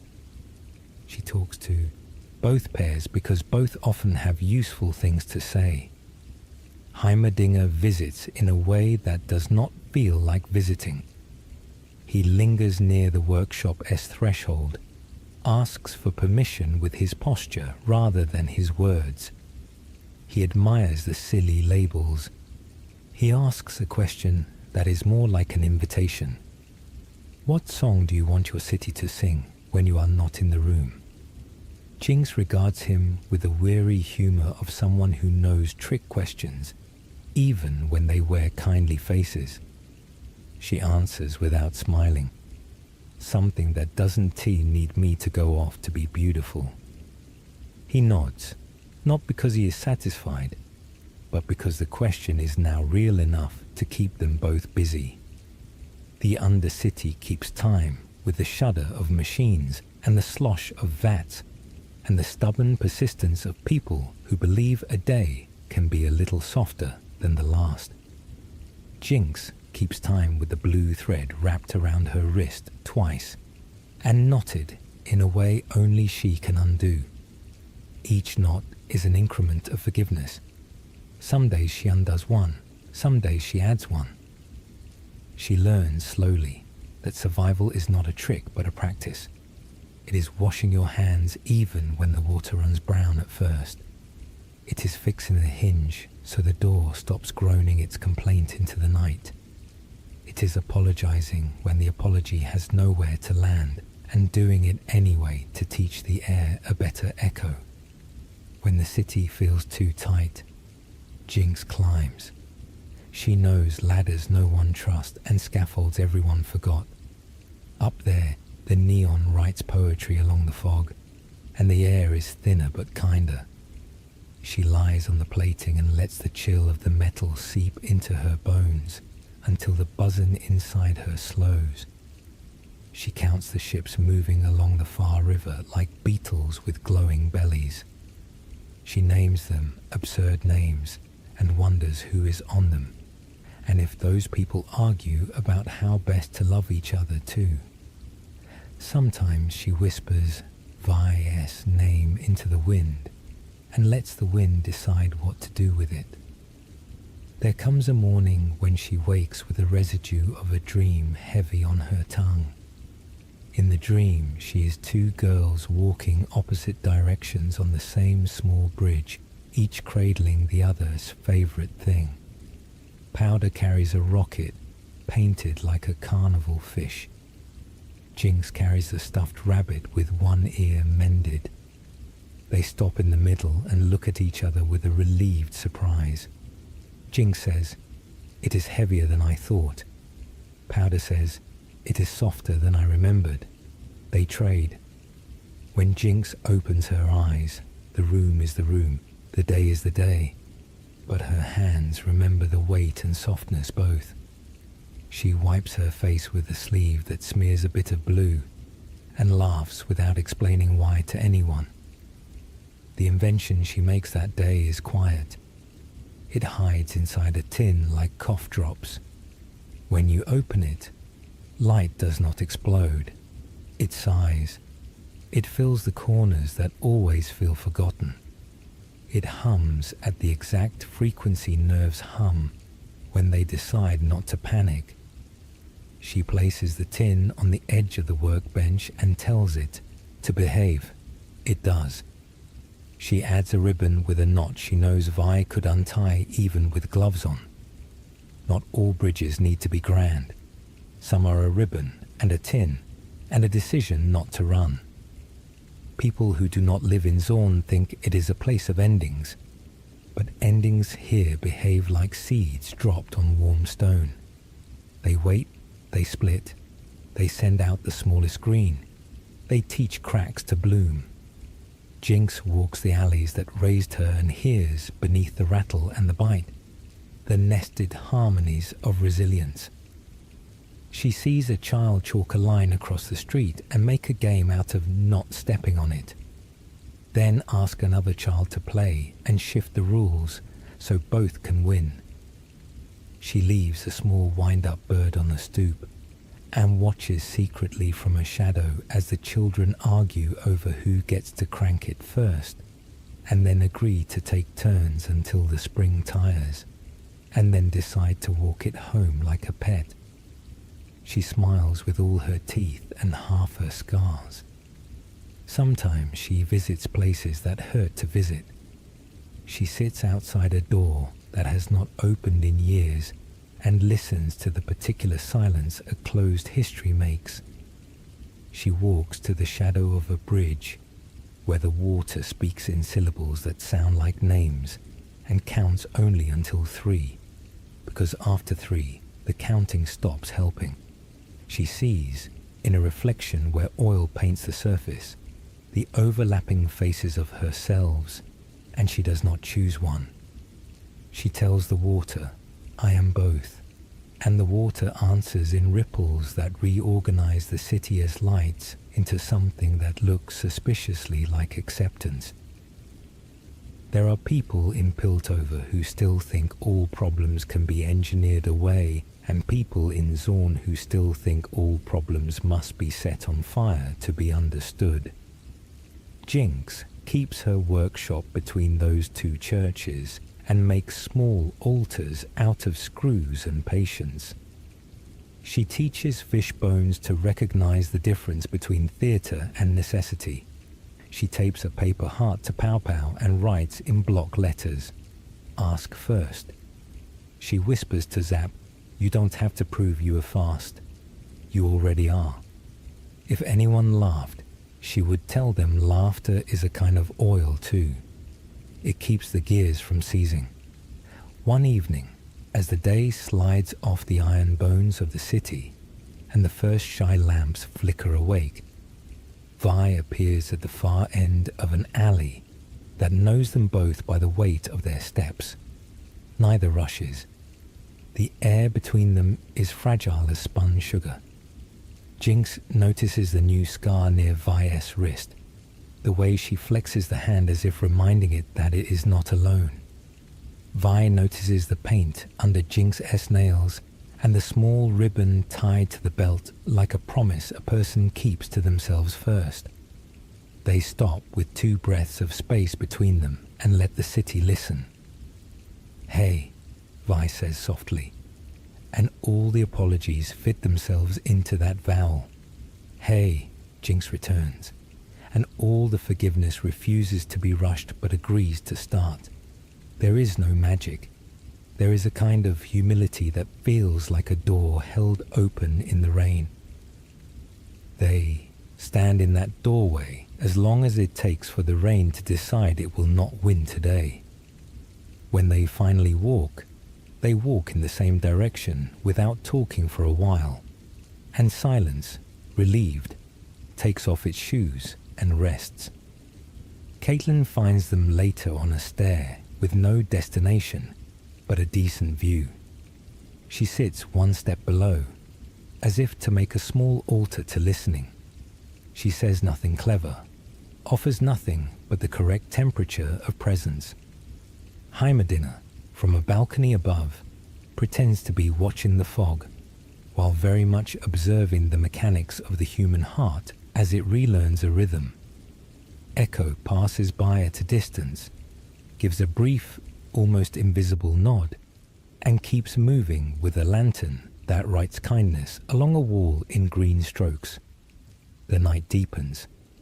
The city has sung its louder songs and now paces through the softer ones. The clack of a lock closing with relief. The click of a Child-S toy finding its last tooth in the gear. The warm exhalation of vents settling. Jinx returns to her workshop with Vi-S footsteps lingering in her ribs, like a steadying metronome. She lights the lamp that imitates dusk and places the tin of soft light beside an unfinished drawing.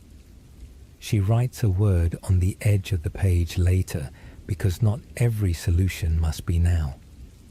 The blue shard on the bench glows in a tone that is neither hungry nor sullen. It is listening for the first time. She builds until her eyes grow heavy. The machine tonight is not a weapon, but a weather.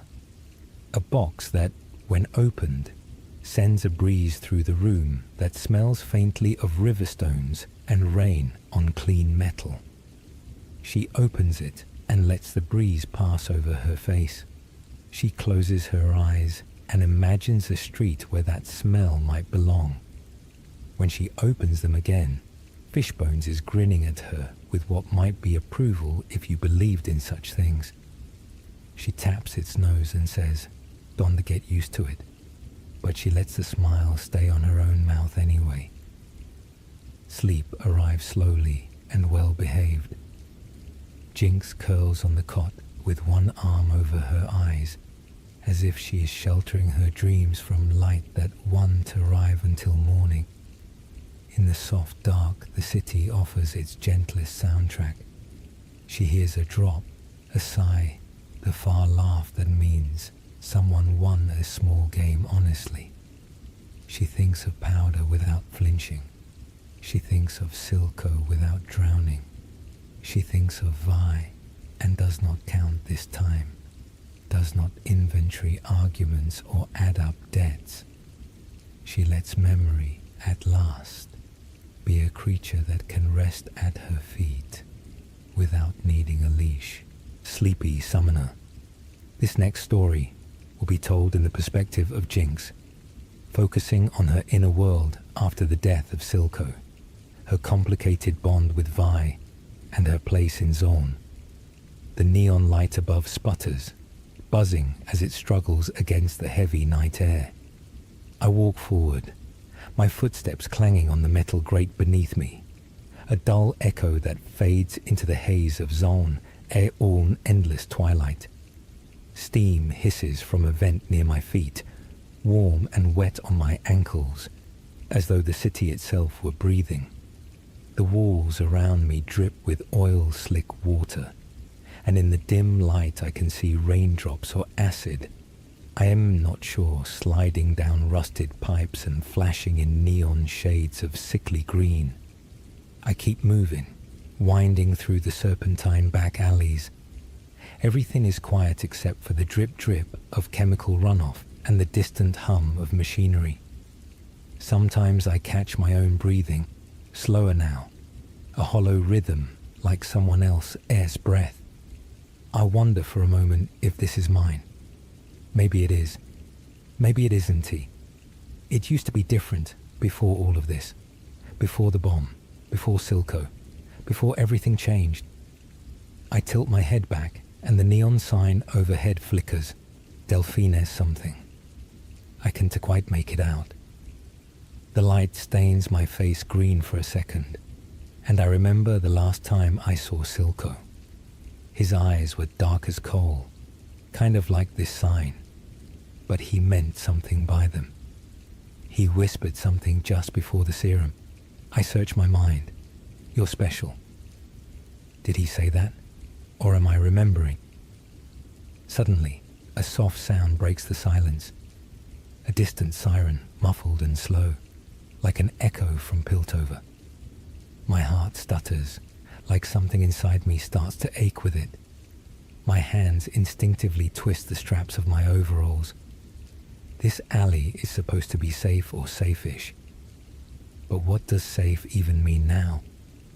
Everything I touched seems to have broken. I let my fingers fall. A slight breeze passes. It smells of rust and burnt wiring, and maybe something sweet like someone's abandoned bath salts. It makes me close my eyes for a second, and in that split, breathless moment, I see a flash. Vi's face. Her face looking at me, worried. Back in the workshop, when we fixed that old engine and got grease on her nose, and she laughed.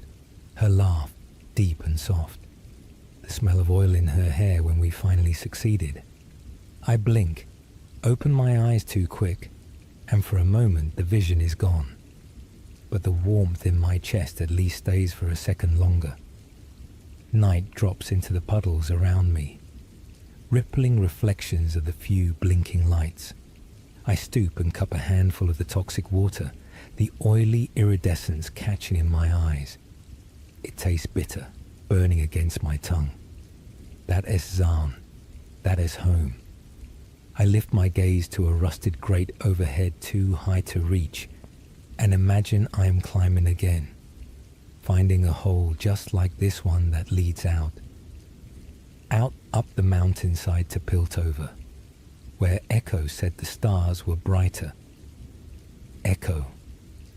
My fist clenches around the brims of my jacket pockets.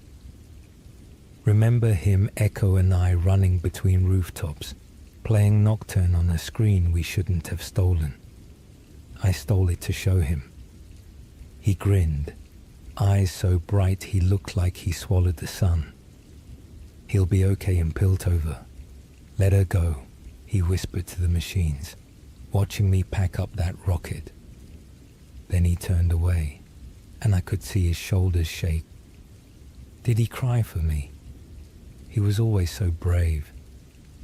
I left him standing there in the workshop with the tool chest, in the flickering lamplight. I ran out with the rocket and didn't look back. A new noise catches my attention.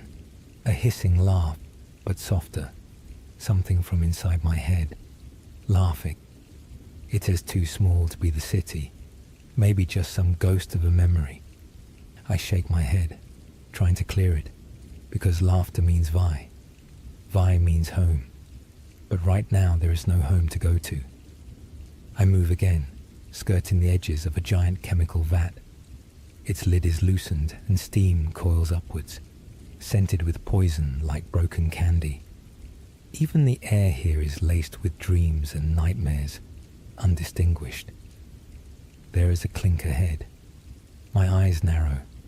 A rat with fur the sickly yellow of ozone scurries by, skipping over the rails of a broken pipe and disappearing into the dark. I exhale, laughing softly to myself. Only in Zaun do rats wear stripes like that. I wonder how long I've been running. My legs are tired. My head is foggy. The world feels far away, like I'm underwater and the surface is just out of reach. I stop and lean against a corrugated metal wall. It is cold but comforting, solid. In that stillness, I allow the nightmares of yesterday to creep in just a bit. They flow in on the breeze with that new sound, a whispering explosion of colors, the echo of rock music and fireworks. The ground shakes lightly under my boots, but it's just a dream. In this quiet, I remember the blast, the red blaze and the scream and something tearing through the air like a rocket. Oh, that rocket. And then silence. Silence that isn't quiet, the ringing in my ears, the smell of smoke, the taste of ash on my tongue. Powder's eyes. They were wide, empty, staring. Powder's mouth on mine, trying to sing but no words coming out. Those eyes transformed, refusing to cry for me. And Vi shouting for me, her voice stretching across the flames as I drifted into smoke.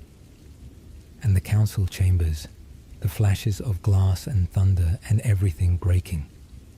Top S face was that top, disappearing among the council. I was screaming too. I must have been. It was a quiet scream though, buried underneath a million screams and then nothing. A void, a hollow. I push off from the wall. The night air catches me again. This time it feels colder, emptier. It is like there's a vacuum where Silco used to guide me, where Vi used to anchor me, and where Echo used to pull me back. My voice is a little croak. I'm sorry. Just a breath in the dark. For what? To who? I don't know.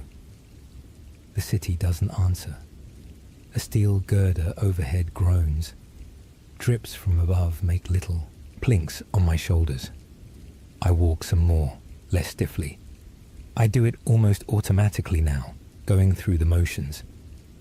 There's a narrow path under a bridge, a neon sign half broken spelling Lone or Louis, I can tell. It casts jaundiced light on my path. I hear the hum of a generator somewhere, small and lonely, trying to burn against the dark. I pause, hand on a cooling pipe, and I lean my head back. The neon sign S half letters reflect in my eyes, jumbling together. I feel dizzy, and I sit down suddenly, the metal behind me clanging, as I collapse onto an abandoned crate. There are only rusty bolts in the seat, and they poke into me, but I hardly feel them. My hands fall to my knees. I'm breathing heavy. I don't even think, I just do. I see for an instant VS reflection her eyes. I wake from that, pressing my palm to my face, rubbing it roughly. Shut your eyes, Jinx. Not even I know what they mean anymore. They only answered once. Vi in the lab, bending over me when the drugs wore off. She said, I knew you'd come back. Go, please, you have a go. Her eyes were kind, broken. They reminded me of someone lost I could never reach. I lift my head from my hands. The alley around me glows dimly, and it is the quietest it has ever been. No footsteps, no whisper of sirens. Even the rats are silent. I breathe in and out. The weight in my chest I don't want it. Don't need it. It is too heavy. So I try to push it down, bury it in memory. But there is something I can shake. It feels like a little voice, like when I was powder, and Vi would call my name from just around the corner. Vi. I say it out loud this time, like a prayer I don't believe in. The word hangs in the air, and I almost imagine her voice answering, steady and warm. But there is only silence. Not even the hissing pipes have anything to say back. The crate I sit on starts to feel unforgiving after a while. I stand again, a stretch loose and slow, and I start walking back the way I came. My legs need the motion. Standing still is worse. All along the way, scenes play like dreams in my mind. It is daylight now, memory daylight, I guess. Vi and I chasing each other in the lab, clinking glass beakers, chasing laughs instead of grenades. Echo showing me his latest gadget, how he'd look into the future, and all it was us giggling in a sunlit classroom. Caitlin was there too, once. Barely older than us, but tall and serious, standing up to bullies on the street. She pulled a splinter from my finger when I fell, even as a kid. And do they remember me? Probably not. The real me, I mean. Not the girl with the killer rocket, or the one Silco took in. Just the little sister, the friend in overalls with hands sticky from grease. Maybe they do, tucked away like I tucked them in my mind. I wander into a small side street where a single lantern hangs. It is a buzzing, a wavering orange. The metal it is attached to is coal blue under the sputtering light. It casts a long shadow of me on the brick wall, a tall, broken figure in overalls. I press my hand against the brick. Rough. polished from years of coats brushing by. The brick under my palm has layers, ancient soot, and maybe a piece of gum flattened there, countless names carved. Jinx isn't one of them yet, but maybe it will be. Maybe it's in my own mind. I start to hum a lullaby, a small tune I remember from somewhere. It is not really a tune, just notes swirling in my mind. Quiet, almost nothing, but it is mine. It's a piece of me that I can still claim. The words don't come, but there's a melody from somewhere deep inside, soft and tinny, just beneath the frantic, pounding thoughts. I close my eyes and let it carry me. These alleys are breathing now. A distant drip becomes the rhythm of a heartbeat. The neon lights flicker slowly, and maybe my eyes are playing tricks, making patterns of her smile, the way Vi smiled at me. Someone calls out in the distance, probably some drunk, lost, or maybe just saying goodnight. My name? No, it is just another voice. I lean against the brick, squeeze my eyes shut, and let it fade. Powder. The word escapes me like a sigh. It is an echo of who I used to be before all this. There's fear in that name and sadness, but also something pure I haven't felt for a long while. Like the air right after it rains and before it storms again. I rub my arms through the jacket, trying to find warmth there. Around me, the city leans in. The starless sky presses low above the machinery and tangled wires, the neon glow damped by smoke. I can hear the slow drip of a broken valve, steady as the world is pulse now. For a while, I stand there, holding myself. The city's lullaby, the hum of motors, a distant whistle of steam, the hiss of a rat escaping it all starts to form a soft backdrop. It is not quiet, but it is quiet for me. At some point, I realize I must have shrunk into myself, because I blink, shake my head and straighten. My heartbeat slows to match those steady drops of water. My eyelids feel heavy, each breath coming calmer than before. I whisper, just barely audible. Powder, powder. It is like I am singing to myself, my own little vigil. Below the street, a mechanical pump coughs. Somewhere a siren does that faraway yelp of danger, but it doesn't worry me now. I am not running anymore, not tonight. I breathe in deep.